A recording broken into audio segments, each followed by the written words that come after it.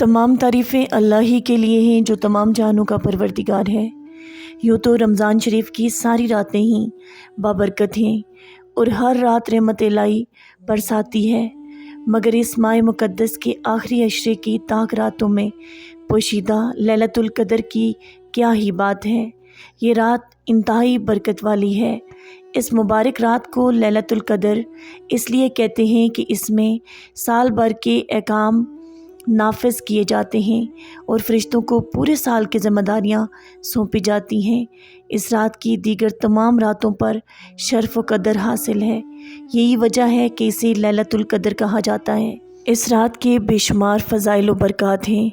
हज़रत सैयदना अबू हुरैरा रज़ियल्लाहु तआला अन्हु से रिवायत है, नबी करीम सल्लल्लाहु अलैहि वसल्लम ने इरशाद फरमाया, जो शख्स शब क़द्र में ईमान और इखलास के साथ रात को इबादत करे, इसके साबका गुनाह बख्श दिए जाते हैं। लैलतुल क़द्र रहमतों वाली, भलाइयों वाली, दुआओं वाली, कबूलियत और बख्शिश वाली रात है। इसी वजह से तो नबी करीम सल्लल्लाहु अलैहि वसल्लम इस रात को पाने के लिए रमज़ान शरीफ के आखिरी अशरा में खूब इबादत करते और रातों को जागते। आप सल्लल्लाहु अलैहि वसल्लम शब क़द्र को अल्लाह पाक की खूब इबादत करते, नवाफिल अदा करते, कुरान पाक की तलावत, दुआ व अस्कार भी फरमाते। नबी करीम सल्लल्लाहु अलैहि वसल्लम ने इरशाद फरमाया, तुम्हारे पास एक महीना आया है जिसमें एक रात ऐसी भी है जो 1000 महीनों से अफजल है। जो शख्स इस रात से महरूम रह गया, गोया तमाम भलाई से महरूम रह गया, और इसकी भलाई से महरूम नहीं रहता मगर वो शख्स जो हकीकतन महरूम है। रवायतों में आता है कि जब शब क़द्र आती है तो अल्लाह पाक के हुक्म से हज़रत जिब्राईल अलैहिस्सलाम एक सब्ज़ झंडा लिए फ़रिश्तों की बहुत बड़ी फ़ौज के साथ ज़मीन पर नज़ूल फरमाते हैं। इन फ़रिश्तों की तादाद ज़मीन की कंकरियों से भी ज़्यादा होती है और वो सब्ज़ झंडा काबा मोज़मा पर लहरा देते हैं। हज़रत जिब्राईल अलैहिस्सलाम के 100 बाजू हैं, जिनमें से 2 बाजू सिर्फ़ उसी रात खुलते हैं। वो बाजू मशरिक़ व मगरिब में फैल जाते हैं। फिर हज़रत जिब्राईल अलैहिस्सलाम फ़रिश्तों को हुक्म देते हैं कि जो कोई मुसलमान आज रात क़याम, नमाज या ज़िक्र अल्लाह में मशगूल है, इससे सलाम व मुसाफ़ा करो, नेज़ इनकी दवाओं पर आमीन भी कहो। चनाचे सुबह तक यही सिलसिला रहता है। सुबह होने पर हज़रत जिब्राईल अलैहिस्सलाम फ़रिश्तों को वापसी का हुक्म देते हैं। फ़रिश्ते अर्ज़ करते हैं, है जिब्राईल अलैहिस्सलाम, अल्लाह पाक ने उम्मत मुहम्मदिया की हाजतों के बारे में क्या मामला फरमाया? हज़रत जिब्राईल अलैहिस्सलाम फरमाते हैं, अल्लाह पाक ने इन लोगों पर खुसूसी नज़र करम फरमाई और 4 किस्म के लोगों के अलावा सबको मुआफ़ फरमा दिया। सहाबा इकराम अलैहिम अल रिज़वान ने अर्ज़ की, या रसूलल्लाह सल्लल्लाहु अलैहि वसल्लम, वो 4 किस्म के लोग कौन हैं? इरशाद फरमाया, एक तो आदी शराबी, दूसरे वालिदैन के नाफरमान, तीसरे कता रहमी करने वाले यानी रिश्तेदारों से ताल्लुकात तोड़ने वाले, और चौथे वो लोग हैं जो आपस में अदावत रखते हैं और आपस में कता ताल्लुक़ करने वाले हैं।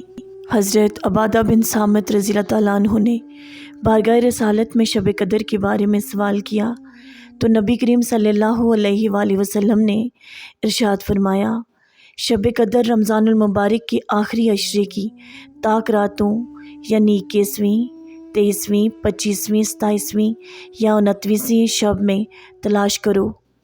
तो जो कोई ईमान के साथ बानियत सवाब इस मुबारक रात में इबादत करे, इसके अगले पिछले गुनाह बख्श दिए जाते हैं। इसके अलामात में से ये है कि वो मुबारक शब खुली हुई, रोशन और बिल्कुल साफ़ व शफ़ाफ़ होती है। इसमें ना ज़्यादा गर्मी होती है ना ज़्यादा सर्दी, बल्कि ये रात मोतदिल होती है, गोया कि इसमें चाँद खुला हुआ होता है। इस पूरी रात में शयातीन को आसमान के सितारे नहीं मारे जाते। मज़ीद निशानियों में से ये भी है कि इस रात के गुज़रने के बाद जो सुबह आती है, इसमें सूरज बग़ैर शुआ के तुलू होता है और वो ऐसा होता है कि गोया 14वीं का चाँद। अल्लाह पाक इस दिन तुलू आफ्ताब के साथ शैतान को निकलने से रोक देता है।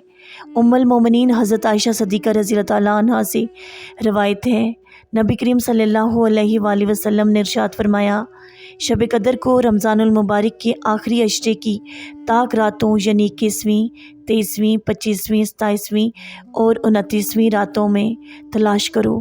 شب قدر کو امت مسلمہ سے مخفی یعنی پوشیدہ رکھا گیا، لیکن اس کی بے شمار علامتیں، نشانیاں بیان ہوئی ہیں۔